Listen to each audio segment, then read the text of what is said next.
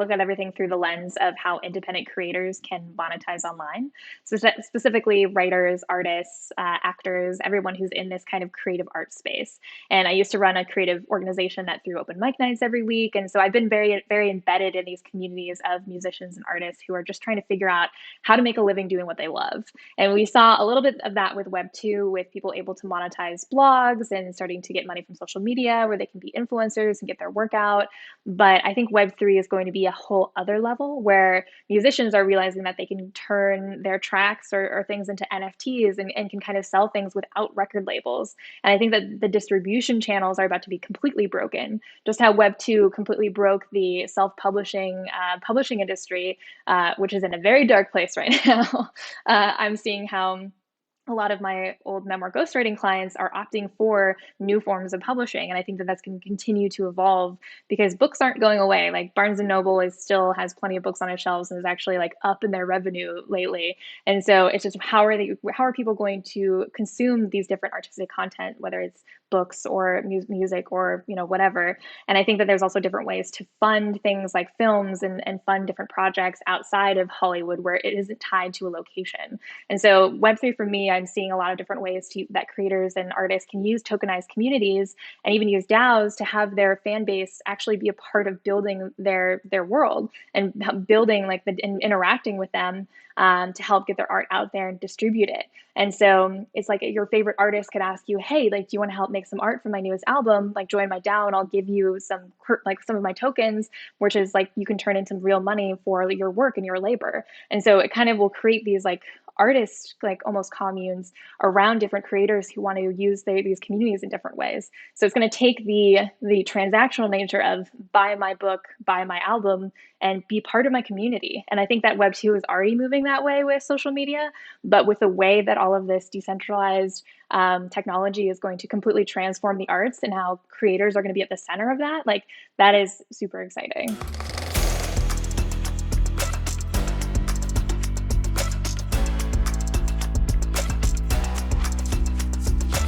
Welcome back to Cool Hand Crypto, where cinema, culture, and crypto collide. My name is Matt Silverman, and please remember to subscribe on YouTube and your favorite podcast app. Today's guest is a globe-trotting, creative writing digital explorer navigating the perilous waters of Web3 copywriting with apparent ease and prowess, while providing audiences with a unique window into a successful freelance lifestyle under one of my favorite handles on TikTok, SutoScience. Amy Suto, welcome to the show. Thanks. I'm so excited to be here. I'm a fan of your work and the show, and I'm excited to chat. Awesome. Well, I feel, as I said before we started, I feel like our journeys kind of mirror each other because I used to live in Los Angeles also, and I packed up and left about a year and a half ago, and we may return, but I was also, between the pandemic and just the industry, the entertainment industry, very disheartened by it, and then also sort of awoken by Web3. And I feel like you've had kind of a similar journey out of Hollywood and into this new ecosystem, which it's all connected and it's all related. But yeah, if you can tell us sort of where you started as in TV writing and in Hollywood and how you got to where you are today. Yeah, definitely. I, like everyone else, came to Hollywood to be a TV writer. And so I went to USC for film school. I started working as an assistant. I worked my way up from an agency assistant to a writer's assistant. I got a shot at writing my first episode of TV where I got to work with a CIA agent on my episode. And I was thrilled. I was like, finally, I've gotten here. It's my dream job, dream show. And it wasn't exactly what I wanted. And I'm like, what is missing? And I thought there's something wrong with me. I was like, I wanted to be a TV writer since I was a kid. And I realized that there was a lot of life experiences and things that I wanted that I couldn't get in Hollywood.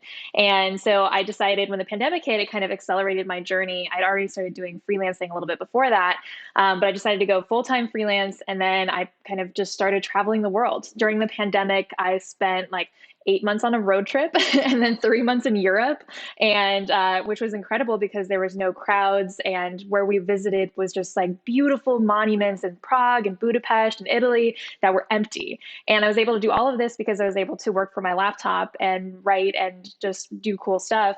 And I stumbled upon Web3 in that time frame as well because I was doing a lot of tech writing, and I've always worked for tech startups and loved that community. And a lot of my friends were actually leaving Hollywood and to become from tech startup entrepreneurs. And I was kind of watching them and seeing how cool that world was and seeing how much they were using their storytelling in the tech world. And I was like, oh, this seems really neat. And so it was kind of like an organic jump from what the writing that I was doing, because I was doing memoir ghostwriting and other copywriting, into the Web3 world. Amazing journey. I guess I think I want to split this sort of conversation into two halves. The first being your niche and what you're working on, and how you work and how people can work with you. But then also just after that, Web3 as a whole, and the ecosystem and the creative economy, and where this is all going. Because it's really exciting, and I think it's hard. I love talking with people who are in this space, talking about this space and writing about it, because sometimes it's really difficult to talk to people who don't understand it on why it's so exciting. And I'm hoping this conversation will be a good resource for those people who are saying, what is this Web3 and why is this so exciting? But let's start with, I want to go back to that sort of toxic culture of hustle culture, right? Getting out of hustle culture and sort of finding your own rhythm. Can you talk a little bit about that? Yeah, definitely. Well, as you probably know, if you spent any time in Hollywood, it's so ingrained in your bones that if you're going to work for your dreams, you have to put everything on the line. You can't work for very much money. You often have to work for free. If you want to see any of your dreams come true, you have to sacrifice everything, because that's how everybody does it. And so you're kind of put in this mentality where when I was starting off at an agency, I'd wake up at like 5 a.m. to go write at 6 a.m. before my work started at 8. And then I would come home after 8 and then immediately go out to drinks and network with people, and then come back exhausted around 10 or 11 and then do it all over again. And so I was caught in that cycle for a really long time, even after I had left the agency world or the assistant world and was kind of translating that experience into freelancing. It was really tough to get out of that mentality of like, if you want to have any success in this world, you have to grind yourself down to ash. And I think there's this really good book called The Laziness Lie that talks about how we are kind of brainwashed into thinking that our worth is tied to our productivity. And if we take a day off, then we're failing ourselves and our family and the people who helped us get here. And so I spent a lot of time trying to unlearn all of that. And this also coincided with, I got a diagnosis of rheumatoid arthritis last year. And I was like, my world was falling apart and having to deal with health issues that were also partially stress induced. And so I was having to like redo everything. And I was really grateful that everything came tumbling down, because then it helped me realize that I was being very unhealthy and surrounded in environments where living in a very unhealthy way, not taking care of your health, not taking care of your financial health, like all of that was glorified. Like if you were a workaholic and doing a million things every day, like you were Superman or Superwoman, instead of actually taking care of yourself and being healthy. And so it's been quite a journey to recalibrate in that sense. How did you know when that recalibration was sort of working, when it was succeeding, when you're going, you know what, I think I can be a freelancer. I think I can do copywriting and work have a full-time successful career doing this? So I had been doing freelancing on the side and moonlighting as a freelancer while I was in Hollywood. So I kind of already knew that it was something that was viable for me.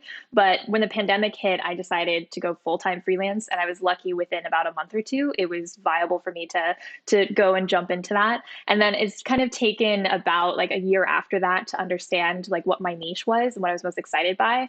Because I started off with memoir ghostwriting, which was incredible because I got to write these stories for former NBA athletes and monks and like all these really fascinating people, but it was also very draining work that didn't pay super, super well.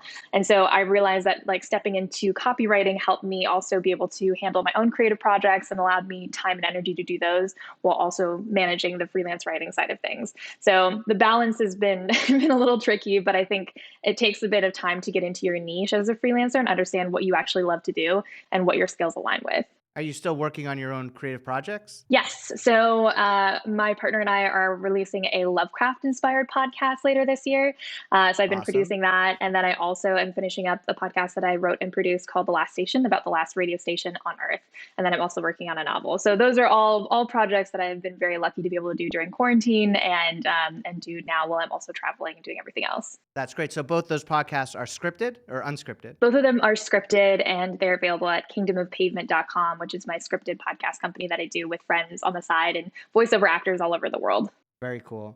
Can you talk a little bit about undercharging and knowing your worth as a freelancer? Yeah, definitely. This is something I'm very passionate about because I remember the best piece of advice I got was from my early clients. I was on a phone call with her and she was like, "How long do you think it'll take you to do this assignment?" And I was working hourly with her and I'm like, "Oh, it'll only take me an hour or two. It won't take me very long at all." And she said, "Stop. You're not allowed to tell me that. You need to tell me it's going to take you 4 or 5, maybe 6 hours because you're going to go to the gym and you're going to think about this assignment. You're going to walk down the street to get your mail and think about this. You're going to kind of take the afternoon to eat food or go to the grocery store and you might think about this project too. You need to bill me for the hours you're thinking about this project, not just the hours you're sitting down on your computer to write."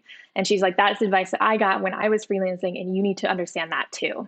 And so a lot of freelancers kind of take the mentality of, "Oh, like I am so lucky to be getting paid at all for my time that I just should just do, charge like the bare minimum." But another thing that freelancers need to understand is that you can't charge the rate that you would get as an employee because you're not getting employee benefits. You're not getting health insurance. You're not getting unemployment. And so these companies are getting a great deal with working with you because they're able to hire you as needed on demand talent and they don't have to pay to train you. They don't have to pay for all of the experience that you've gotten up to that point. And they don't have to pay for all of those other taxes associated with employees. So as a freelancer, you not only have to bake all of that into your rate, but you also have to add the time that you're resting or learning or expanding your horizons because all of those things are things that you offer to your clients in the work that you do for them. Yeah, perfectly explained. I think a lot of people need to hear that. Yeah, it's really tough because it's like as a freelancer, it's really tough to go into these fields and you see a lot of people not charging very much and just grinding things out and it's not a very sustainable way to live because a lot of freelancers who do that just burn out. And so expert freelancers who really have that experience under their belt need to make sure that they're leading the way with what they're charging to show that, it's okay to make a good living as a freelancer because you put in the work and the effort and you're providing valuable work to clients. And if you're a beginner freelancer, you still need to start pretty high, like at least $30 an hour at the very minimum, so that you can understand that you need to be able to pay your bills and be rested and okay so that you can then perform great work for your clients. Because nobody wants to work with a freelancer who has way too many clients, is stressed out and harried all the time, and is not actually putting in the detail and the work that needs to be done to do good freelance work, which takes a lot of time and energy. I think you should be a career coach also. I'm too busy, but I'm always happy to educate and help and help people get started with this stuff because I was so lucky when I started my freelancing career to read blogs like the Freelancers Year and to like watch people's careers unfold that I could then take solace in knowing that this is more than doable to be a freelancer and it's so financially viable and it's way better than traditional employment. So I'm all for preaching the gospel because it's like this is how I got here is by watching other people do what I then started doing. Yeah. Well, your confidence is contagious, and I think it's important people hear what you're saying and sort of build that their own confidence, right, and do it for themselves. So, on that note, how do you stay confident in a space like Web3? Because as the deeper I get into it, the less I understand. It's sort of one of these mosaics where the closer you get it, the less it makes sense. And the way people do business in Web3 that I'm finding out more and more, and it's not that they're necessarily scamming you, but it feels like you're being scammed because it's just very mysterious and anonymous and shifty. And a lot of people pay you differently than they would in a normal thing with no contracts or over crypto. So can you talk a little bit about, I guess first, how do you stay confident in Web3? I think it's important to remember that Web3 didn't exist a year and a half ago. And it is all like crypto existed, but the whole concept of the ecosystem of Web3 is brand new. And people are writing the dictionary every day. Like just yesterday, play to earn was the term, and now it's GameFi. And so everybody's changing the terminology they're using, how they're approaching things, how this technology is being used and implemented in different things. And so I think it's important for freelancers and skilled professionals in the space to realize that it is really tough to keep up with all these changing trends and all of this jargon that it gets me frustrated sometimes because I think that sometimes the jargon can obscure like what does this thing actually do? What utility is this NFT collection providing to users? And how can people who aren't involved in Web3 have your project be the first project that they dive into? And so I think that that's the work that I do a lot with clients is helping them understand that the market of people in Web3 is very small. People who understand what this space is still very small compared to the broader society. And so your goal as a creator in Web3 or as an entrepreneur or founder is to educate the people who have no idea what this stuff is so that they can jump into your project and be excited about it and be excited to learn more through your entry point, whether that's your NFT project or Web3 platform or whatever. And I think that that's important. I think education is a key part of this space. And it's all of this stuff can be learned. Like this isn't something that everyone should know or like be educated on. Like we're all learning every single day, and it's important that we're not only learning but communicating clearly about how all this stuff works and trying to decrease confusion. Because if you confuse, you lose. You lose out on potential users. You lose out on potential collaborators. And so, and there are a lot of frauds and like rug pulls out there. And so I think that we need to be encouraging people to have the confidence to move about this space. I think it was your TikTok I saw that was anti-jargon. That was you, right? Yes.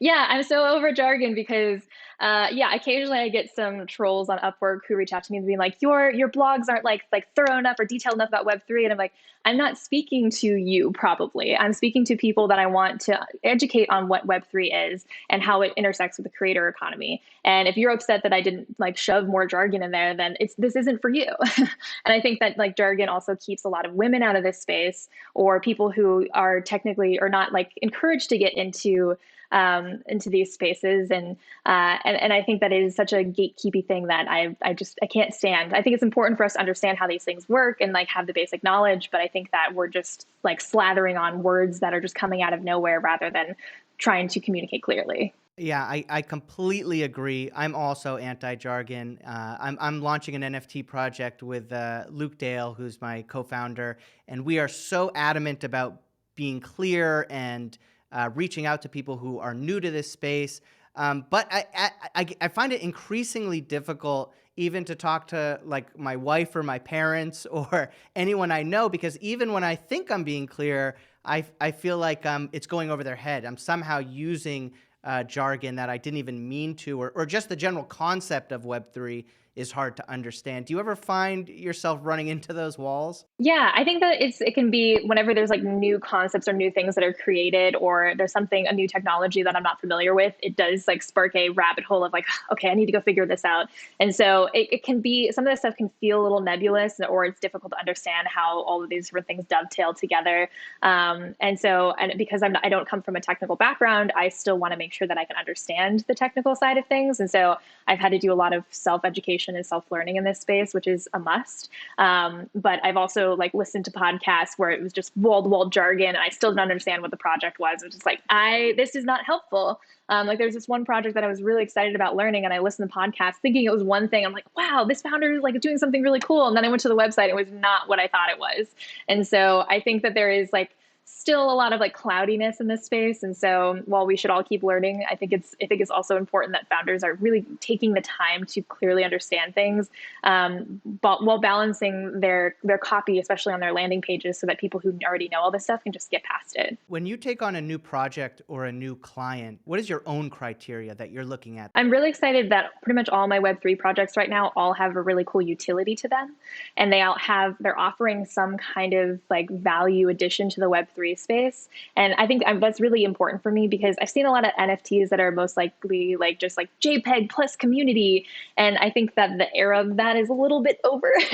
And I don't think that like NFTs now have to actually have like deeper layers of utility for people to get excited about that, because community is very ethereal. It can just disappear. And I think that you need to have like those things that people find value from, especially if they're staked in the real world or real world assets, or like kick off passive income. And so I'm really excited that all the projects that I'm on have that sense of like real utility, of like change the world utility, of like we're using this technology in a way that hasn't been used before to do X, Y, Z. And it's really neat to see. So I feel like all of my favorite Web3 projects are all the ones that I'm working on. And that's really exciting. So that's kind of the criteria that I'm looking for, is that I need to be passionate about this project and passionate enough to help this founder really get into the guts of what it means to explain this to people and get people hyped about it and help spread the word and create brand guidelines and tone guidelines that can then keep the messaging consistent forever. So that's something I'm really excited about. And then I'm also involved with some very story heavy NFT collections. And so I've always loved diving into the story side of things and really helping like craft story that is around the utility of the project. So it all feels really organic. Before we go to story, and I definitely want to talk about story, let's talk about utility for a second. What is good utility in your eyes? Because we'll have this thing where we'll explain our project, we'll explain the utility over and over and over, and people go, "Oh, that's awesome. So what's the utility?" And we'll say, "We just explained it to you. This is what our project's doing." They'll go, "Yeah, yeah, but what's the utility?" And I think when people say that, they're asking different things. Some people are saying, "Well, how much money am I going to make off of it, for example, or what exactly am I going to get out of it, or how can I use it?" Or there's so many different sort of definitions of utility. So, what in your eyes is a good explanation of utility, and what is good utility? I think that's really interesting. I think good utility is something that provides value that can last a long period of time. And whether that value is a path to an experience or an event or a travel destination or an investment in something that will kick off passive income or an investment in a real life asset. It's been really cool to see a lot of projects tying their virtual assets to real assets that will continue to appreciate. So that's really neat, is to see those things this isn't just something that exists solely digitally. This is something that's tied to the real world in a way that's really, that will continue to have value and isn't that just going to disappear. I think I don't know if there's such a thing as bad utility. I think that there are things that might be more temporary, such as communities that are just a Discord channel where there's no community manager, there's no way to ensure a quality community experience. And so I think if it is going to be community focused, there needs to maybe either be like in real life events or meetups or other perks or events that come with that membership. Because I think if it's just an online community, people are going to be more, might move more quickly to other communities because those are really easy to start up. So I think good utility is unique and provides long lasting value. You said you're working on other projects that are story focused. What does that mean? I work on a lot of different NFT and Web3 projects that are wrapped in really deep storytelling. I did a project for Drift or Drown, which was an NFT collection about a bunch of dolphins in Atlantis, and we had a long storyline for that. And so I really love working on projects that have these like deep storylines. And a lot of projects are diving into the Hollywood space of wanting to finance storytelling and be in that world too. So anything that's related to storytelling, whether there's actual written stories that go along with the project or a utility that helps to promote storytelling and the funding of storytelling, I'm really excited about, because obviously from my Hollywood background and my experience in the arts, I think it's so important that these projects are helping storytellers and stories get out there and be shared with the world. Can you talk maybe a little bit about the macro idea of storytelling? Because I feel like my background in entertainment also has at times helped me be a more clear communicator than someone else, because I realize the type of way I need to communicate something. Whether that's anti-jargon or being simple or using visuals, how do you apply storytelling to not necessarily a story-specific project, but just copywriting about maybe something technical? Definitely. One of my favorite books about copywriting is actually Storybrand. And this book dives into how Joseph Campbell's mythology about storytelling and the hero's journey applies to copywriting and the do's and don'ts of applying that storytelling mindset to really concise, clear copy that pulls people in, and how to use people's emotions and to communicate with them on a story level, even if it's just a headline on a web page. And I think that one of the biggest takeaways of the book that I really love is the idea of like, if you confuse, you lose. And whether you're walking somebody through a sci-fi story or you're walking somebody through the story of how this company got started and what it can do for you, I think it's the same kind of journey and that same kind of like understanding that there's a problem that the hero, you, the customer, are facing, and that this is how we're going to solve it together. And then positioning the brand as the wise mentor who's helping you, but the brand is not the hero, you're the hero. And so I think there's a lot of really cool messaging with storytelling that can be laid over even the most technical of white papers that is really important for people to be like, oh, wow, and be surprised and have those elements of unwrapping a gift where every layer kind of brings you a little bit of delight, even if it is very technical and explaining benefits in a way that is very dry. I think that there's still that wow factor of understanding the full the full potential of a project, and through very technical copy that can still feel like story on a neurological level. Yeah, I love that. I love applying the hero's journey to sort of to projects that don't seem to have a hero's journey, that don't seem to have that kind of story through line, but applying that emotional journey to it, I think is a great way to look at it. Is that how you approach when you're looking at a blank page, are you thinking about the hero's journey, or what's your sort of formula for crafting the shape of a copywriting project? It's definitely that, but I think it's also very much thinking about who is the audience and what is the ideal audience's emotions around this topic. Like, what do they want to feel? What are they currently feeling around this problem? And understanding how to talk to them as if you're sitting across from them and being like, hey, listen, this is really cool. I want you to hear about it. And a lot of creative copywriting is about making sure that you're understanding those persuasive guidelines of not yanking somebody over here and being like, you've got to check this out like immediately, but also walking them through and explaining the benefit to them and how cool this is, and kind of letting your enthusiasm come out through the tone of the brand, and have them kind of pulled into it. So definitely making sure that I feel like a lot of copywriting has that marketing hat with it, of understanding like, who is this potential ideal customer and how can we talk directly to them. So when they land on this page, they're like, wow, I feel like this person's speaking to me. I feel like this brand is speaking to me. I feel like this NFT project is speaking to me and what I need right now. And so I think that that's really important, is that personal feeling, even if you're telling that through a story or very technical copywriting, so that they like land on this and be like, yeah. So it's all about creating fans, like creating like users or people who just land on your page and then turning them into fans who are just so excited to be a part of that, because that's what Web3 like lives and breathes on. Like, you need your fans to spread the word and get invested into these projects and spend real money to be a part of these communities and a part of these different universes and metaverses. Otherwise, there's nothing. And so I think that that's really important. And it's also cool to see how the creator economy is going to be kind of diving into this, where there's a lot of these metaverses that are going to rely on artists to make different in-game assets and rely on all of these creatives. And I just think that there's so much potential in this space, and I just get really excited about it. Oh yeah, no, me too. No, it's really exciting, and we'll dig into that in just a minute. Before we go there, can you tell us a little? I think you mentioned on a TikTok that you have a free sort of copywriting 101 that you give to people. Is that right? Yeah, so I have a freelancing 101 guide on my website, amysuto.com, that breaks down how to get into freelance writing, how to find your niche. And I talk about freelancing broadly, but more specifically, I have also articles just about freelance writing. I think that anybody can get into freelancing. And while my niche is writing, I also try to offer guides that are helpful for anyone trying to get started as a freelancer. Why is TikTok important to you, and what other platforms are you using? I'm mostly just focusing on TikTok because that's where I'm finding the highest engagement. And it's important to me because it's a storytelling platform.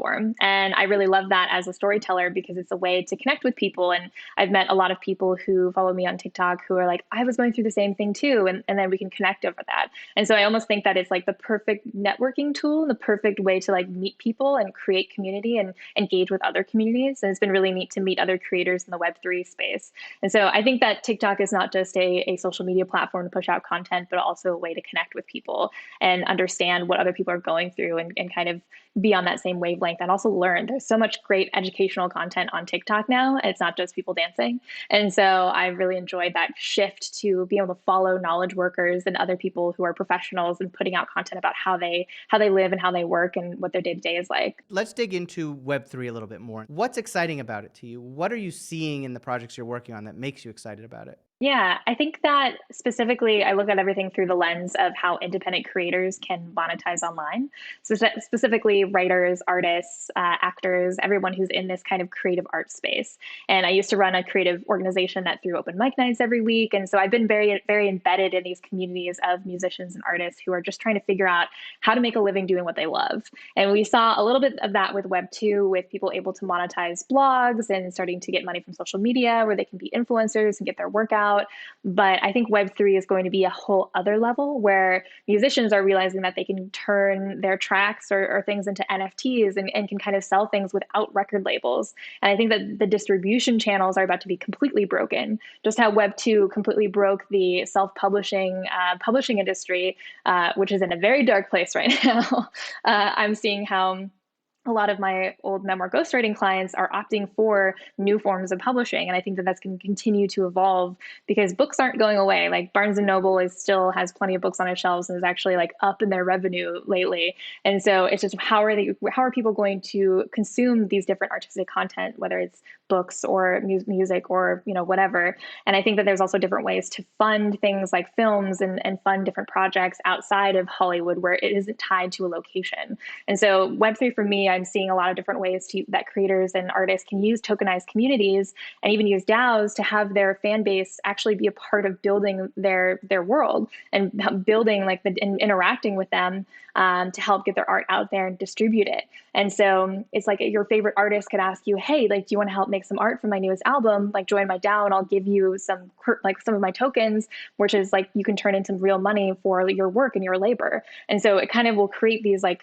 artists, like almost communes around different creators who want to use these communities in different ways. So it's going to take the transactional nature of buy my book, buy my album, and be part of my community. And I think that Web2 is already moving that way with social media, but with the way that all of this decentralized technology is going to completely transform the arts and how creators are going to be at the center of that, like that is super exciting. I agree with everything you just said.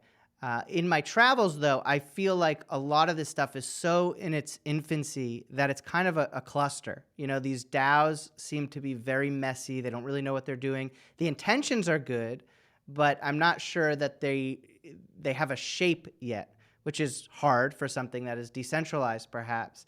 Are you seeing that too, or are you seeing DAOs or tokenized projects that are really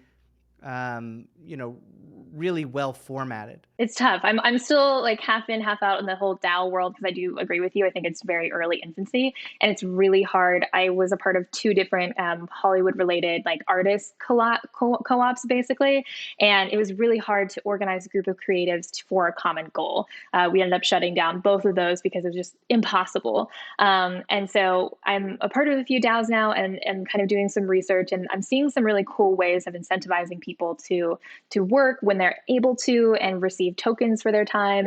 And I think that anytime that there is like money to incentivize people, that helps. But the level of work that it takes to get these things truly out there is pretty astronomical. And I think a lot of these DAOs are seeing success because they're being pumped full of venture capital. And so that is also part of what's going on. But I don't want to be a total pessimist in the space because I do think that this model could potentially work on a large enough scale where you have enough people who are willing to do an hour of work here or there every other week. Then you can maybe amass the amount of people that you need to get stuff out there and to like find ways to monetize the DAOs work so that you can keep money coming in sustainably rather than having to raise money. So little suspicious about how all this stuff is going to work in the future, but I think that there's a lot of really interesting things that people are trying, and I'm really like impressed by the level of organization that some of these DAOs do have already. Outside of your clients, what does collaboration look like in your world? So right now I've been really focused on the scripted podcast space to just finish up these last two podcasts. And then my business partner, Kyle, and I are working on two apps that are coming out. We're actually about to go into working with our engineering team in the summer for one of them. And the other one we're kind of in early phases of design with. So we've been kind of deep in that world and trying to figure out how Web3 kind of can layer over those different technologies that we've been working on for the last few years. So that's kind of where my main focus has been. Freelancing takes up a lot of my time, and so does my novel and kind of other creative projects. So I haven't been able to do full creative collaborations with people in the Web3 space, but I'm excited and open to different opportunities with people as they come up. Can you talk about, and it's okay if you can't, how you think Web3 will layer on top of some of those things? Yeah, definitely. So I think the tokenized community is a really interesting option. Like, I think that there's better ways to build social communities and to incentivize like positive social behavior that could potentially layer into these. And then we're also building an educational platform to help people get into freelancing and Web3 and all these different spaces. And so we're trying to figure out how to use different tokens in that as well. So we're still in very early days of exploring that technology, but it's so fascinating to kind of like see how fast all this stuff is moving and try to figure out how to integrate it with like our existing infrastructure with what we've already got built. Before we wrap up, is there anything we didn't talk about or anything you want to tell people who maybe lost the ball while we were talking and we want to get them back as far as having a path into a freelance lifestyle, having a path perhaps into Web3. Is there anything we missed or anything you want to say? Yeah, I think that people who are non-technical have a place in Web3, just like the people who are technical. And I think that a lot of people get intimidated by all of the technical language in Web3 and not understanding that it is actually a very pro creator, pro artist platform.